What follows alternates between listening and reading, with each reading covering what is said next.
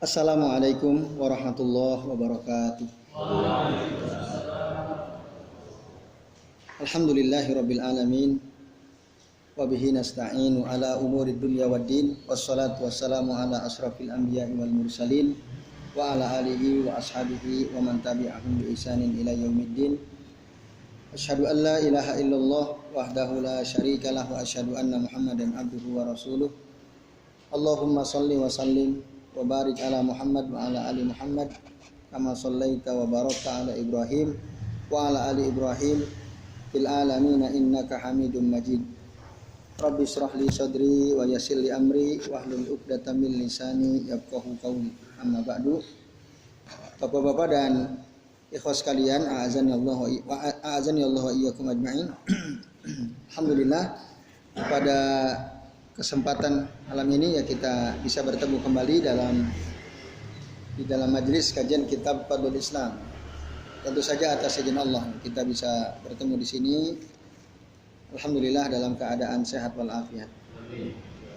Bapak-bapak dan ikhwas sekalian, malam ini insya Allah kita akan memasuki bab baru, yaitu bab Maja'a fi Gurbatil Islam wa Fadli al-Ghuraba. Berarti halaman berapa di antum? Halaman 52 ya. Jadi bab tentang keterasingan Islam dan keutamaan orang-orang asing. Al-Ghuraba, gharib. Gurbah keasingan, gharib itu orang asing, ghuraba orang-orang asing. Dalam bab ini al-muallif Syekh Muhammad bin Abdul Wahhab rahimahullah mengutip beberapa dalil, diantaranya yang pertama dari surah Hud ayat 116. Allah Subhanahu wa taala berfirman, "Falaula kana minal quruni min qablikum ulu baqiyatin yanhauna 'anil fasadi fil ardh." Kenapa tidak ada dari generasi sebelum kalian orang-orang yang memiliki keutamaan ulu baqiyatin yanhauna 'anil fasadi fil ardh. Mereka mencegah dari kerusakan di atas muka bumi.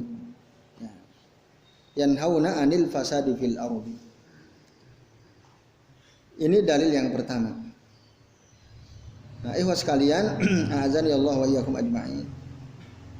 Nah, apa kaitan ayat ini dengan bab yang kita sedang bahas ya, yaitu bab tentang Gurbatul Islam.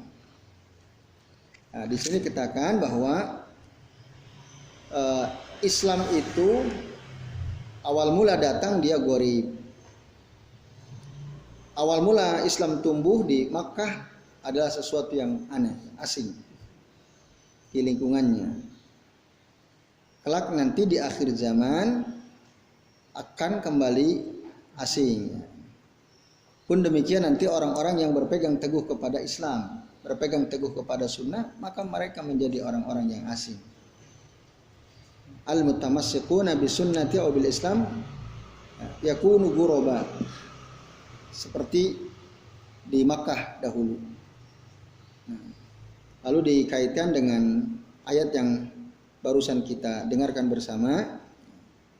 Karena nanti di akhir ayat ini kalau kita buka surah Hud ayat 111 ya. Coba dibuka surah Hud ayat 116. Nah. Itu ada nanti kalimat illa qalilan mimma anjayna minhum. Kecuali sedikit dari mereka yang kami selamatkan.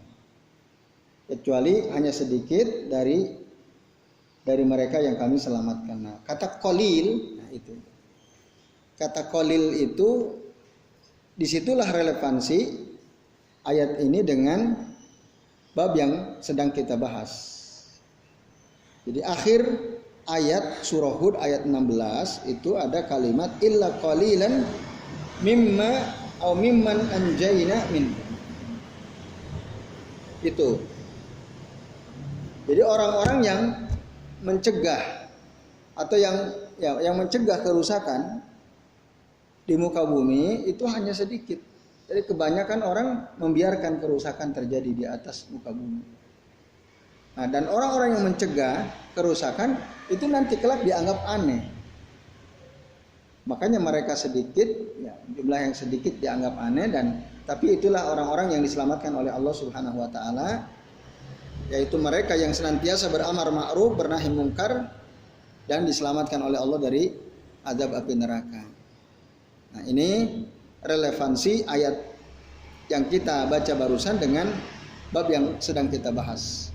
Di situ ya, sedikit gharib, terasing. Kalau kita mendengar kata terasing, kita asing, berarti kan kita ada di daerah yang jumlah orang seperti kita tidak banyak, kan begitu? Ya kan? Kita merasa terasing. Misalnya kita berangkat ke Eropa, kita dari Indonesia gitu ya. Ya mungkin cuma bertiga, berempat, atau berdua bahkan. Sampailah kita di sana. Nah, kita minoritas, sedikit dari sekian banyak orang Eropa. Maka kita merasa terasing, hidup di negeri orang asing karena jumlah kita sedikit.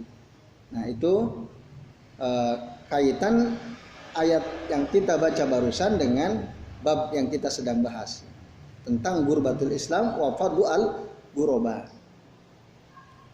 Nah, dan yang penting lagi dari ayat ini dan dari bab yang kita sedang bahas ini adalah orang-orang asing yang dimaksud di dalam bab ini, termasuk keasingan Islam, keterasingan Islam, itu disebabkan karena kan sesuatu yang asing itu maknanya masih umum kan. Misal begini, kita duduk sini, tiba-tiba ada orang datang, rambutnya ngepang gitu ya, ngepang, terus celana jin robek-robek, nah di hidungnya, matanya ada tatonya misalnya, datang ke sini, asing atau tidak? Asing. Di tengah-tengah kita dia asing, kan gitu. Nah, jadi keterasingan itu bisa jadi juga buruk. Tidak selalu yang asing itu baik kan? Tidak selalu yang asing itu baik. Ya. Jadi di tengah-tengah kaum muslimin gitu ya, lalu ada orang ngomong misalnya, di tengah-tengah orang-orang Islam yang cinta kepada Quran, cinta kepada Sunnah, senang belajar Quran, senang belajar Sunnah, banyak asatid mengajarkan Quran, Sunnah. Tiba-tiba orang-orang yang suka belajar Sunnah, duduk di majelis ilmu, asatid yang mengajarkan Sunnah, dibilang teroris misalnya. Asing nggak tuh ya kayak gitu itu? Asing di tengah-tengah orang bener, lalu yang bener dibilang teroris. Artinya tidak setiap keterasingan itu baik. Tapi dalam konteks ini yang kita sedang bahas adalah terasing yang baik ya. Jadi asing sendiri itu masih umum maknanya, baik apa buruk. Tapi ketika kita bicara Ghurbatul Islam, kita bicara fadlu al-ghuraba, ini maksudnya keterasingan yang positif, yang baik. Apa indikatornya? Nah, ini kan yang penting. Indikator kebaikan Ghurbatul Islam adalah karena ya, selalu berusaha mencegah kemungkaran, atau dalam bahasa yang lebih umum selalu amar ma'ruf nahi mungkar, bukan dibalik ya. Amar mungkar nahi ma'ruf itu ya. Tapi amar ma'ruf nahi mungkar. Maka tadi dalam ayat 116 surah Hud ya, itu jelas, illa qalilan mimma anjayna minhum, kecuali sedikit yang kami selamatkan dari mereka. Yang Allah selamatkan pasti orang-orang baik. Siapa orang-orang baik? Yaitu alladzina yanhauna al-fasada fil ardh, orang-orang yang mencegah kerusakan di muka bumi. Nah, ini Bapak-bapak dan ikhwas sekalian, a'azani Allah wa iyyakum ajmain. Jadi dalam konteks ini keterasingan yang maksud adalah keterasingan yang positif. Nah, sementara orang yang diam saja, ketika ada kerusakan, ketika orang jauh dari sunnah, ketika ada orang justru mengajak manusia kepada bid'ah, ketika ada orang justru ingin nguri-nguri menghidupkan bid'ah, lalu kita diam saja. Nah, kita tidak peduli, ya biarinlah dia, yang saya enggak kan gitu. Nah, orang yang begini ini bahaya atau tidak? Bahaya. Nah, dia nggak peduli. Di lingkungannya ada orang yang ngerusak atau ada orang yang duat ila dhalal ya, para penyeru kepada kesesatan, atau duat ila al bidah ya, para penyeru kepada perbuatan bidah. Ya kita harus counter, kita harus dakwah juga di sana. Kita sampaikan kepada masyarakat bahwa ini sunnah, ini bid'ah. Ini yang sesuai sunnah, ini tidak sesuai sunnah. Yang tidak sesuai sunnah itu adalah bid'ah. Nah, kita harus sampaikan itu. Nah, ini ya.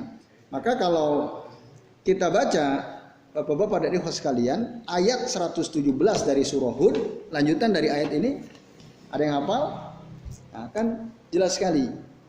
Wa ma kana rabbuka liyuhlikal qura bizulmin wa ahluha muslihun. Wa ma kana, ini lanjutan ayat 117 dari surah Hud. Tadi kan 119 ya. Wa ma kana rabbuka, dan tidaklah Tuhanmu itu liyuhlikal qura, akan menghancurkan suatu negeri,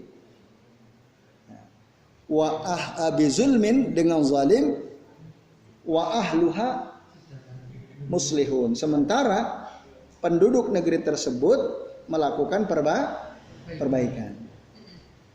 Itu ayat 117 itu lanjutannya. Itulah yang Allah selamatkan. Bahkan mereka adalah bukan hanya menyelamatkan dirinya, tapi menyelamatkan orang banyak. Kenapa? Karena Allah tidak jadi menghancurkan negeri, di mana di negeri itu ada orang-orang yang selalu berusaha melakukan perbaikan. Nah, yang zalim pun akan terselamatkan karena adanya orang-orang yang disebut muslih tadi, muslihun. Nah, ini ya, bapak-bapak dan ikhwas sekalian. Dan orang-orang yang melakukan perbaikan itu jumlahnya nggak banyak, sedikit. Bahkan nanti dianggap gharib, ya, dianggap aneh. Misalnya di tengah-tengah masyarakat yang tadi ya nguri-nguri kalau ada kematian itu ada tahlilan gitu ya, udah jalan lama itu, terus tiba-tiba ada orang mengatakan, oh ini tidak sesuai sunnah, ini tidak diajarkan oleh Rasul Shallallahu Alaihi Wasallam. Nah, sebaiknya kita tinggalkan. Karena sesuatu yang tidak dilakukan Rasul, dan Rasul mungkin melakukannya, tapi kemudian beliau tidak lakukan hal itu, dan tidak ada penghalang yang menghalang beliau untuk melakukan perbuatan tersebut, berarti itu bukan suatu kebaikan, itu keburukan. Mungkin enggak waktu Rasul masih hidup ada orang meninggal, lalu Rasul kumpul-kumpul tahlilan, mungkin atau tidak? Ada penghalang enggak? Tapi Rasul melakukan atau tidak? Berarti baik atau tidak? Tidak baik. Nah, kita sampaikan itu tidak baik. Pasti orang bilang ini orang asing nih, aneh nih orang. Oh kita udah biasa kok. Kita pasti dibilang aneh kan? Kita pasti dibilang aneh. Nah ini bahkan lebih parah lagi, wah ini orang bikin kisruh nih orang. Nah, bukan hanya aneh, bahkan dianggap bikin kisruh katanya. Tapi nggak usah gentar. Karena justru kita sedang berusaha menyelamatkan diri kita dan saudara-saudara kita. Kita sedang beramar ma'ruf dan nahi mungkar ya, bapak-bapak dan ikhlas sekalian. Jadi misalnya kalau kamu samaan ya, ada yang seperti Ustaz Sandi. Nah, Bukan ada satu kamu sama. Ya tidak harus menyebut nama, siapa saja. Tidak harus menyebut nama, siapa saja.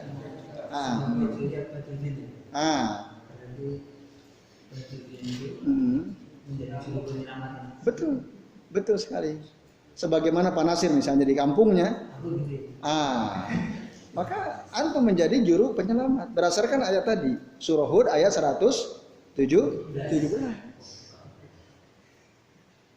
Kalau kita diam saja, wah itu bahaya. Kalau kita diam saja, kita nggak peduli, ya. Padahal di situ ada kemungkaran, di situ ada kesesatan, di situ ada kerusakan. Ya, setiap yang bertentangan dengan Quran Sunnah dilakukan itu suatu kerusakan. Apa? Ya, itu tantangannya, ya tantangannya.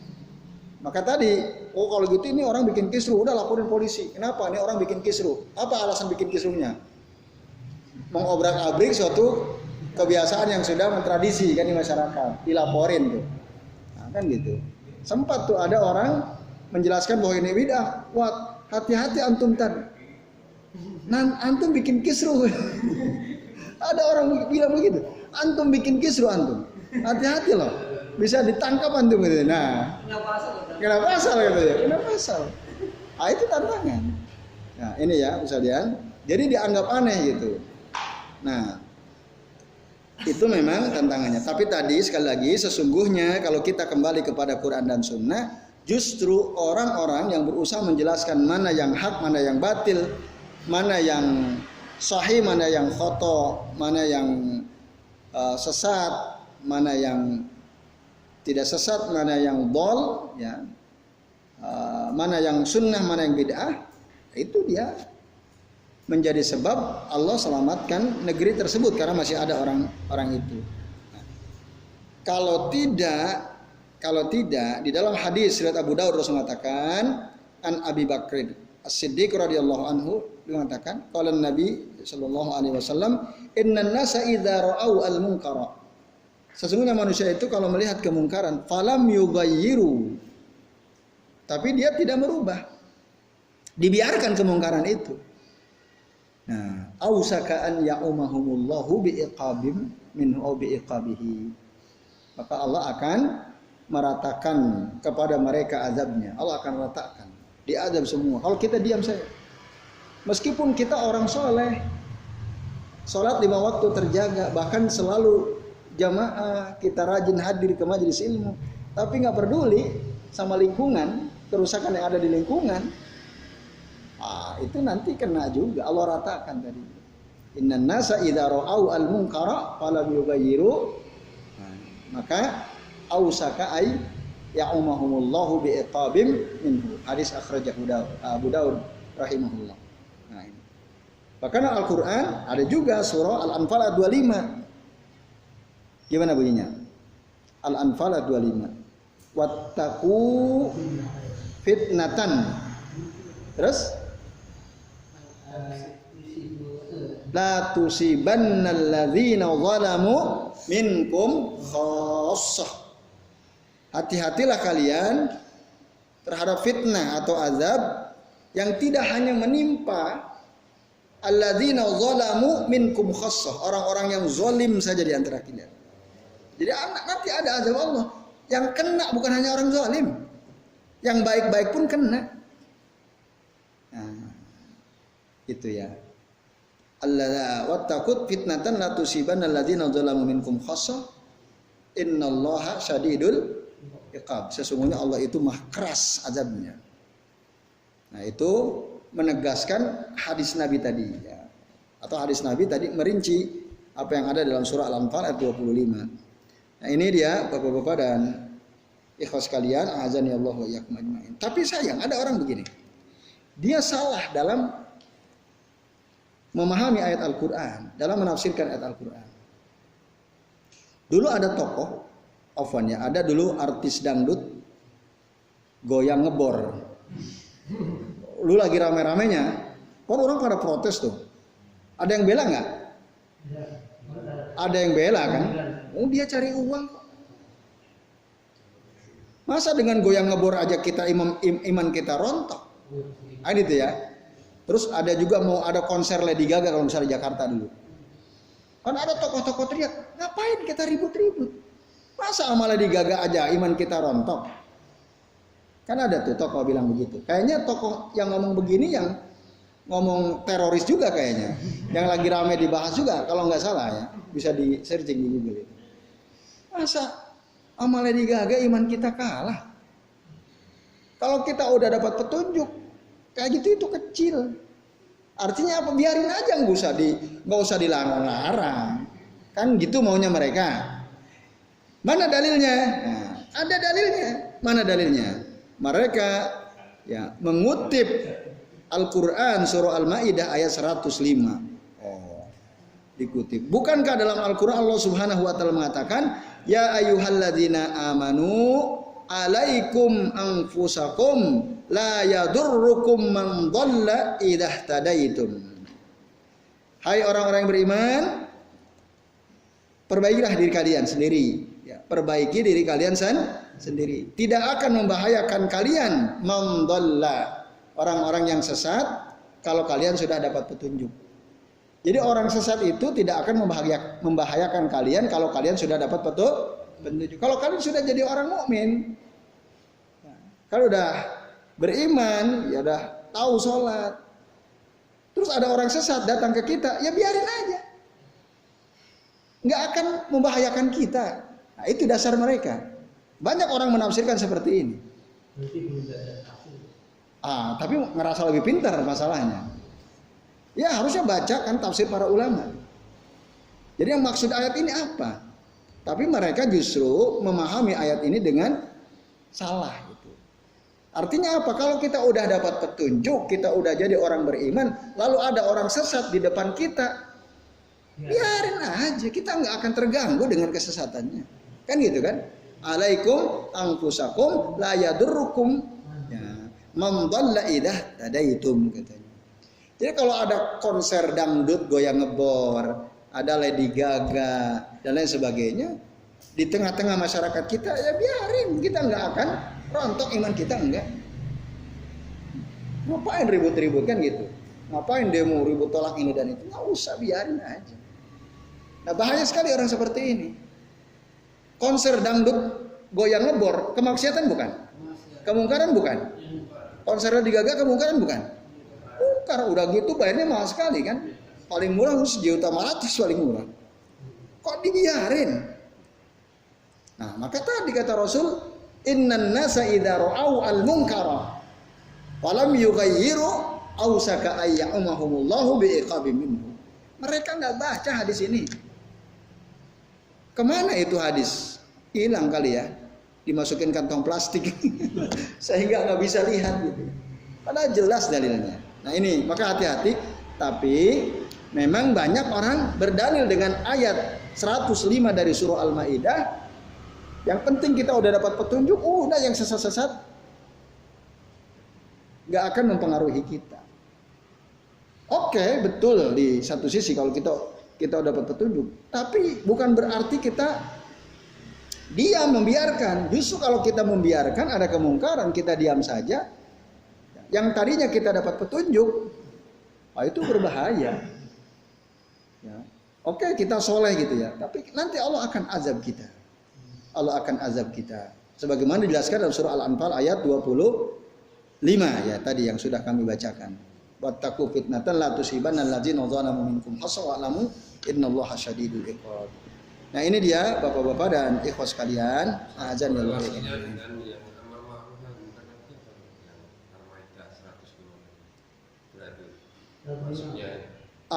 Tadi orang berdalil dengan ayat ini. Jadi kita nggak usah amar ma'ruf nahi mungkar, nggak usah amar ma'ruf nahi mungkar. Kalau kita udah dapat petunjuk, artinya ketika ada kesesatan, kan ini kemungkaran, ya kan? Biarin aja, kita nggak akan terganggu, gitu.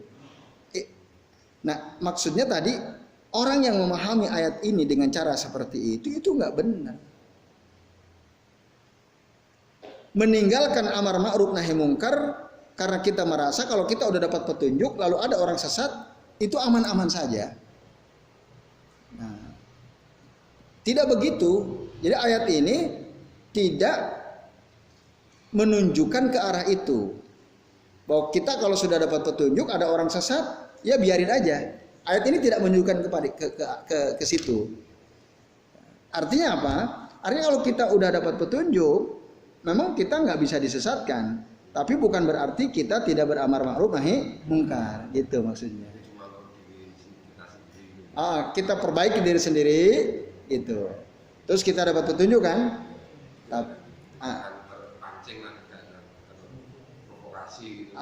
Dengan yang orang sesat kan? Tapi,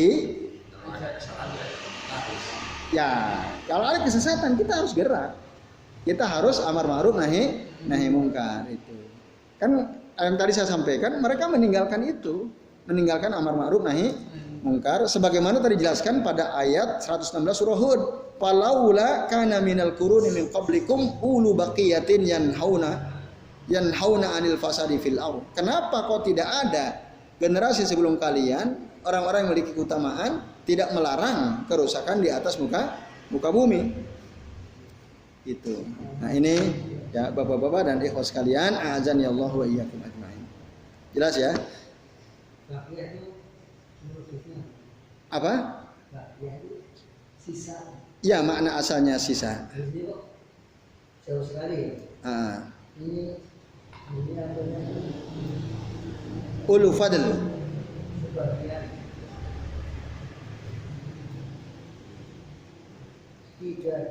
tidak mengapa tidak ada di antara kalian?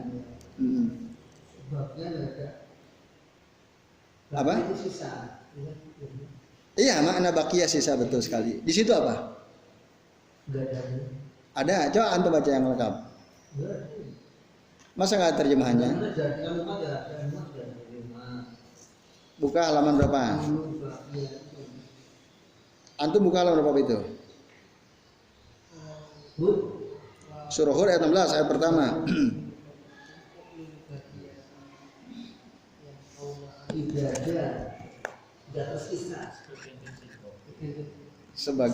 Coba lihat, baca lagi. Pelan-pelan bacanya. Maka mengapa tidak ada dari umat sebelum kalian? Terus, mana menurut antum terjemahannya? Tidak itu falaula, itu tidak ada. Falaula itu tidak ada. Bukan. Nah, ini artinya falaula kana minal qurun. Yang kata tidak ada itu adalah falaula itu. Jelas?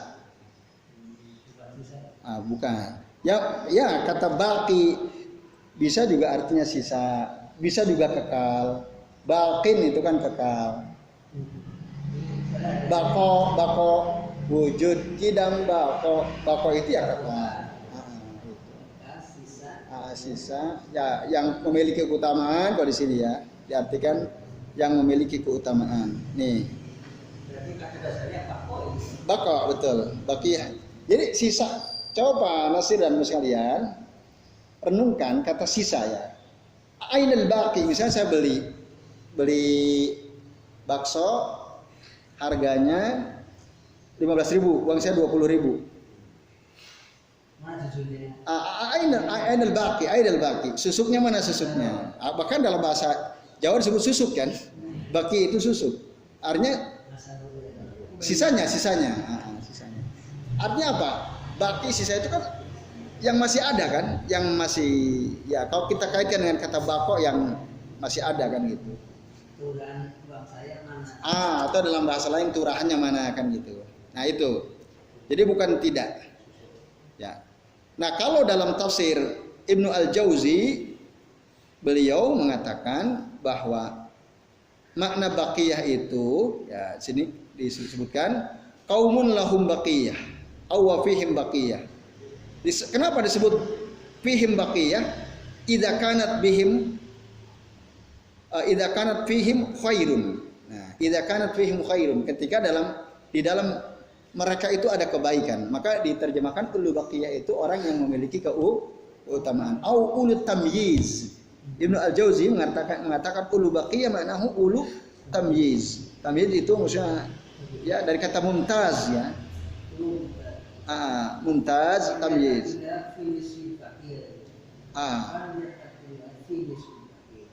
Itu lain lagi.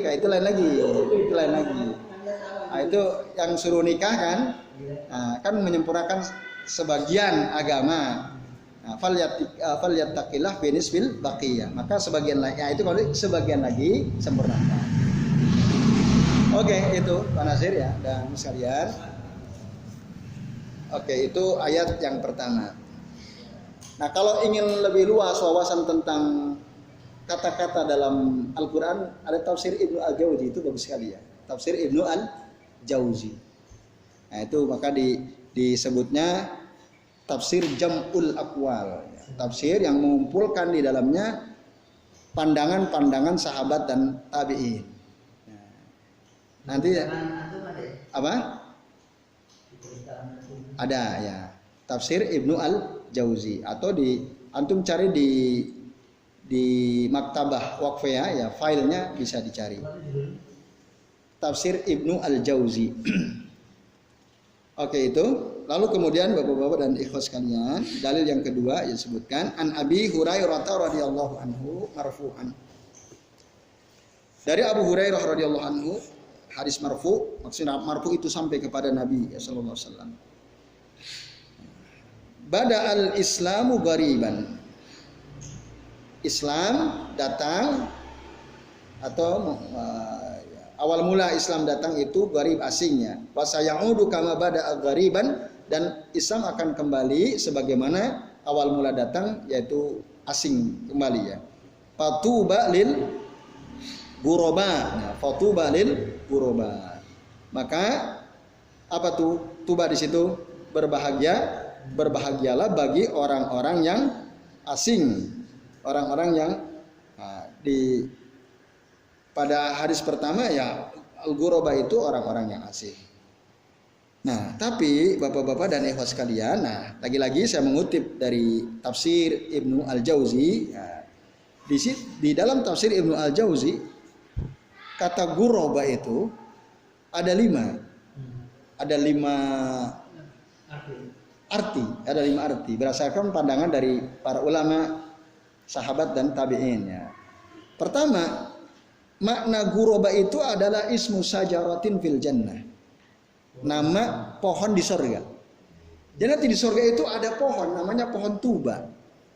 Dan ini berdasarkan hadis Nabi SAW dari Abu Sa'id Al-Khudri radhiyallahu anhu. Qala Nabi SAW anna rajulan qala, sesungguhnya ada seorang laki-laki berkata, ya Rasulullah, ma tuba, duhai Rasul, apa itu tuba? Ya orang Arab aja nanya, ya tuba itu apa tuba? Kalau di kita apa? Air susu sebelanga gimana? Hah? Air susu? Oh, air susu dibalas air tuba. Apa itu air tuba? Air susu dibalas air tuba ya? Ada ya? Apa itu air tuba? Air comberan ya? Nah itu. Itu dalam bahasa kita ya.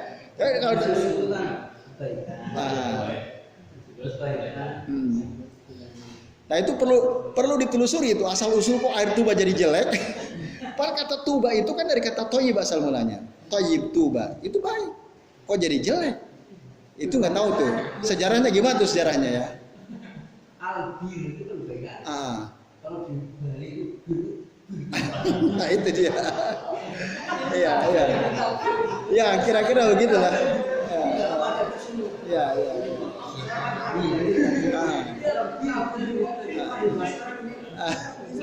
Ya.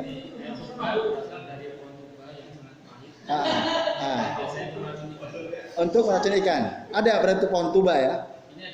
Oke. Dalam bahasa Indonesia ya. Tapi ada yang pernah nggak lihat pohon tuba? Nggak, belum pernah ya. Kalau dalam bahasa hadis Nabi, tuba itu pohon surga.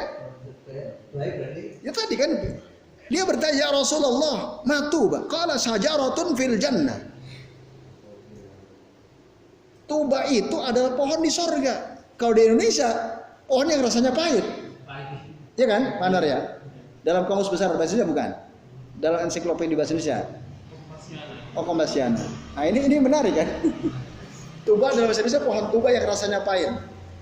Tapi dalam hadis tuba itu sajaratun fil jannah. Dari hadis riwayat Abu Sa'id Al-Khudri. Lalu apa kata Rasul? Masiratu mi'ati sana. Ya. Jadi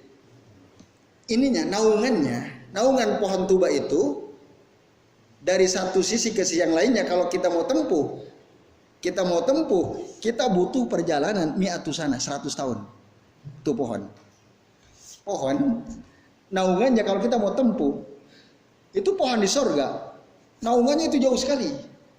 Saking jauhnya, seandainya kita mau tempuh, kan kalau ada pohon beringin nih, Kalau antum ukur diameter naungan pohon beringin berapa kira-kira? Berapa meter?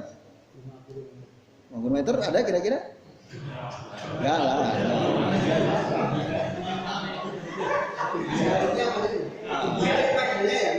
Ya, maksudnya yang mampu ternaungi pohon beringin 50 cm. 5 meter? Enggak. 5 meter masih mungkin. Ya, pohon beringin besar lah gitu. Naungannya itu loh, yang kalau kita ngiyup gitu kan.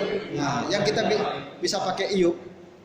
Nah, pohon tuba itu di sorga itu adalah masiratu mi'ati sana. Kita butuh waktu perjalanan 100 tahun. Wah, luar biasa kan? 100 tahun. Kira-kira Pak Nasir mampu nggak berjalan 100 tahun? Belum nyampe udah mati dulu kita kan? Nah ini ya, itu satu. Jadi tuba itu sajaratun fil jannah. Yang kedua, annahu ismul jannah bi al habasyiyah. Tuba itu bahasa Habasyiyah. Bahasa Habasyiyah itu Ethiopia ya, di Afrika. Orang Afrika bilang surga itu tuba. Gitu. Tuba. Itu yang kedua, makna tuba. Ini juga dari Allah bin Abbas radhiyallahu anhu. Yang pertama tadi pohon dalam surga berdasarkan hadis Nabi dari Abu Sa'id Al-Khudri. Termasuk juga dari Abu Hurairah radhiyallahu anhu. Kemudian yang ketiga, ana makna tuba farahun wa qurratu ainin lahum. Kebahagiaan. Nah, farah itu kebahagiaan, qurratu ayun atau qurratu ain ya sesuatu yang membahagiakan. Itu tuba. Maka tuba lil ghuraba artinya orang-orang yang terasing karena dia berusaha beramar ma'ruf nahi mungkar, mencegah kerusakan di muka bumi, sementara orang banyak ngikutin syahwat dan syubhat, dia enggak ngikutin sunnah al-haq gitu ya. Di tengah-tengah orang yang senang mengikuti syahwat dan syubhat, kan jadi gharib, dia ghuraba. Nah, orang yang tetap bertahan dalam kegoribannya, keterasingannya di tengah-tengah orang yang rusak, maka dia akan dapat tuba. Apa itu tuba tadi? Farah. Au qurratu ainin lahum, dia akan dapat kebahagiaan. Itu adalah makna tuba dari Ali bin Abi Thalha dan dari Abdullah bin Abbas. Kemudian yang keempat, tuba itu artinya nu'ma. Nu'ma itu artinya nikmat. Nu'ma lahu ni'ma ma lahum. Betapa nikmatnya apa yang mereka dapatkan. Itu makna tuba. Lalu yang kelima, makna tuba itu ghibtoh, ya, ghibtotun lahum. Atau khairun ghibtoh apa? Ghibtoh itu iri dalam kebaikan, itu ghibtoh namanya. Yang dibolehkan ya? Jangan. Kalau hasad enggak boleh. Tapi nanti dalam hadis la hasada illa fisnatain kan, tidak boleh ada iri kecuali dalam dua perkara itu kan. Tapi hasad dalam arti ini maksud ghibtoh. Apa bedanya ghibtoh dengan hasad? Kalau hasad, ya kita tidak senang melihat orang lain bahagia, ya, atau melihat orang lain senang, ya.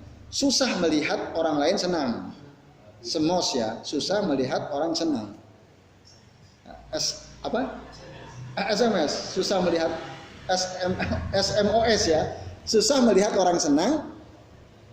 Senang melihat orang susah. Itu hasad tuh. Kalau ada orang kesulitan dia senang dia. Alhamdulillah, syukurin kan gitu. Itu hasad tuh. Ya itu di luar ini lah.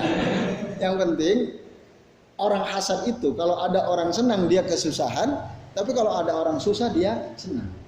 Kalau ghibtoh nggak begitu. Dia senang kalau ada orang senang.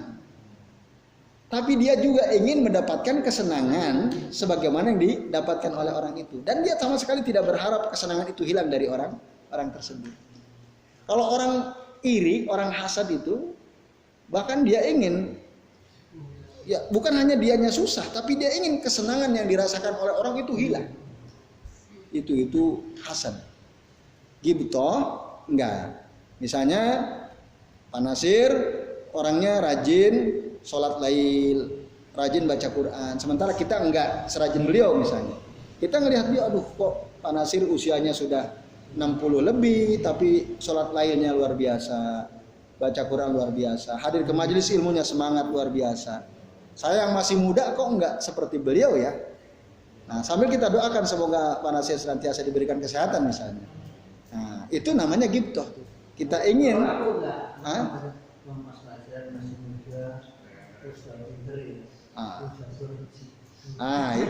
itu ghibtoh juga. Ghibtoh juga. Ya maksudnya kita ingin seperti orang lain yang sudah baik kan. Nah, yang kebaikan itu mungkin belum kita dapatkan. Itu namanya ghibtoh. Nah, tuba itu artinya adalah ghibtoh. Yang kelima. Yang keenam, tuba itu artinya kebaikan. Dari kata thayyib, tuba itu artinya khair ya. Tuba lahum wa khairul lahum. Nah, kemudian yang ketujuh, makna tuba itu adalah husna, kebaikan. Dari kata hasan, husna. Dan yang terakhir, tadi ini dari siapa? Dari Qatadah, dari Al-Hasan Al-Basri. Terus makna tuba yang ke-8 adalah al-aisyu thayyibu. Al-aisyu thayyib, kehidupan yang baik.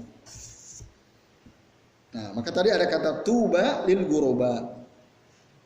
Itu ada 8 variasi makna kata tuba itu. Dan semuanya bisa diterima, semuanya. Kalau kita kumpulkan, orang yang terasing itu dia nanti kelak akan dapat pohon di sorga. Dia ya dapat nikmat luar biasa, dapat kebaikan, kehidupan yang baik. Terus orang ghibtoh ya, iri dalam tanda kutip ya, yang positif kepada dia. Nah, dia akan masuk sorga, dia akan mendapatkan kebahagiaan di sana. Itu orang-orang yang terasing ada seperti itu. Maka Rasul bilang fatuba lil ghuraba.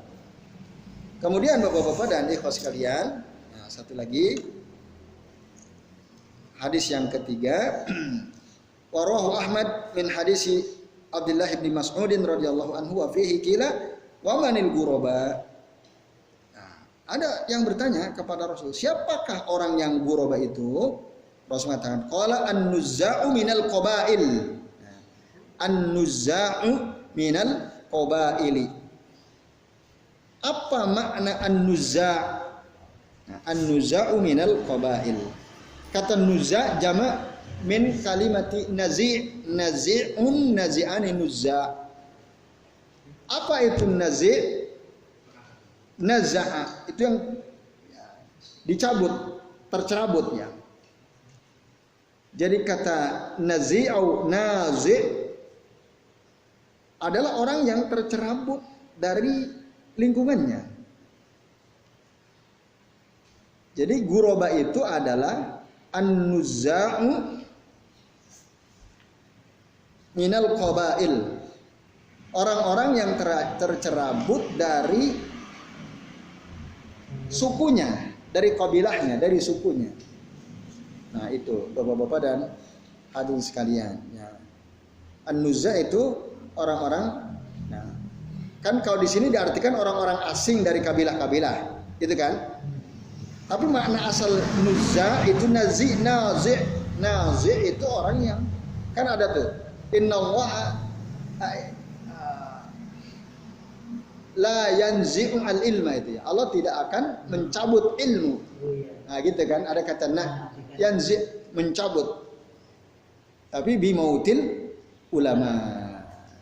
Dengan meninggalnya para ulama. Nah, itu kata naza'. Orang sedang sakaratul maut akan dicabut nyawanya itu saatun naza'. Saat an-naza'. Saat akan dicabut itu an-naza' namanya. An-naza'.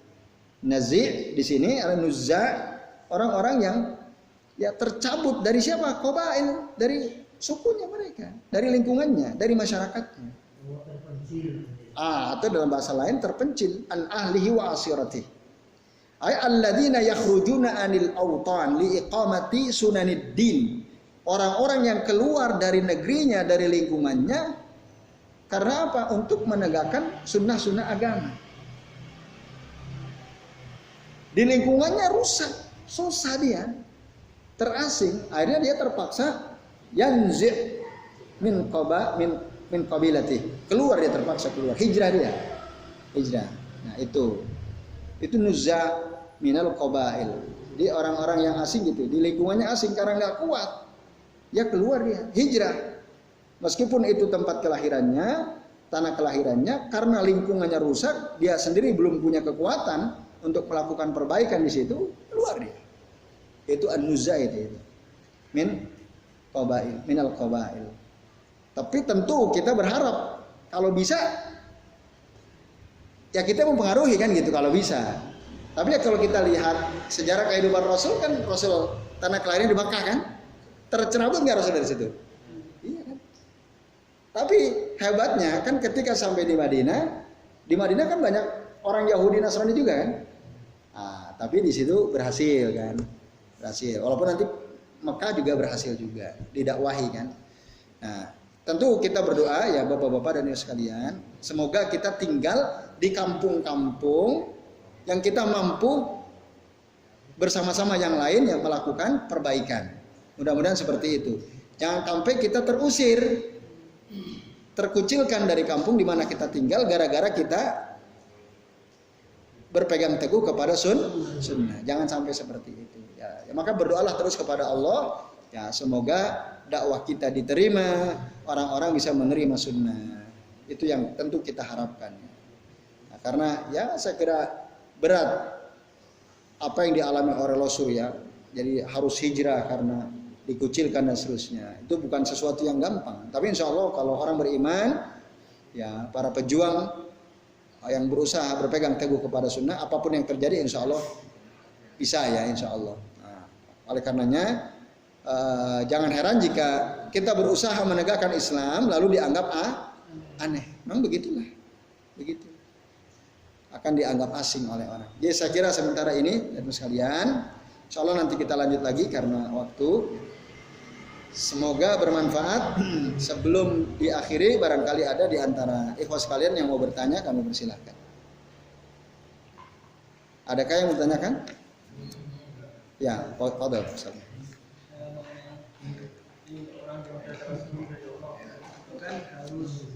Orang yang sudah mendapatkan dari Allah, bukan harus mendakwahkan pada orang lain yang memang belum diberi petunjuk. Kalau semuanya kasusnya gini kan, tidak jelas di depannya itu dia sadar kalau itu bukan tahlilan apa-apa itu, tapi ada rasa takut dalam dirinya yang membuat itu nggak bisa mendakwai. Itu mungkin gimana caranya biar itu bisa hilanglah rasa takutnya. Biar tidak berdakwah kepada masyarakatnya. Oke, baik. Ada pertanyaan dari Mas Abdo ya. Jadi kita udah paham ya mana yang sunnah, mana yang bid'ah. Kemudian di lingkungan kita ada perkara bid'ah tapi dihidup-hidupkan, dijaga betul oleh masyarakat. Sementara kita udah paham bahwa katakanlah itu adalah bid'ah. Kita mau melakukan perbaikan tapi kita takut. Pertanyaannya gimana caranya untuk menghilangkan rasa takut itu kan gitu. Caranya ya berdoa, minta sama Allah. Dan jangan takut. Fala takhafuhum wa khafuni kan gitu Allah bilang. Janganlah kalian takut sama mereka. Ya, tapi takutlah kalian kepadaku. Nah, itu kita bisa syirik tuh takut sama para pelaku kemungkaran ya, para pelaku perbuatan bid'ah. Nah, kok kita takut? Kecuali kalau mereka pada bawa pedang, parang itu ya. Nah itu mungkin oke lah. Kalau enggak, kita nggak usah takut gitu. Dakwahnya gimana? Ya jangan frontal. Masa orang lagi ngadain acara bid'ah, kalian nih bid'ah di tengah-tengah mereka. Gimana kira-kira? Habis nggak kita tuh? Ya habis. Nggak begitu caranya. Dekati satu-satu. Yuk kita ajak ngaji. Nah, yuk kita pelajari ini itu pelan-pelan. Nanti lambat laun orang kan paham. Oh. Orang itu ikut-ikutan karena nggak tahu ilmu kan. Kalau kita kasih tahu ilmunya, lambat laun dia akan paham. Yaitu Mas Abdul. Nah, itu caranya. Jadi pelan-pelan dekati, lakukan PDKT ya kepada orang-orang, sampaikan ilmu. Nah, yang kokoh tentu saja, jangan ilmu katanya-katanya. kata ustadku begini itu nggak kokoh ilmunya. Kita sampaikan kata Rasul begini, hadisnya begini, ada dalam kitab ini. Nah nanti orang oh iya ya. Nah, nanti akan insya Allah akan ada perubahan sambil terus tentu saja memohon pertolongan kepada Allah Subhanahu Wa Taala dan supaya Allah melindungi kita. Jadi itu maksudnya. Allah Taala alam bisawab. Yang lain cukup? Cukup ya? Oke baik. Nah mudah-mudahan sudah jelas ya. Nanti insya Allah kita lanjut lagi dan kita berdoa ya untuk kita semua tentu saja. Semoga kita dijadikan orang-orang yang muslih ya. Muslih itu apa tadi?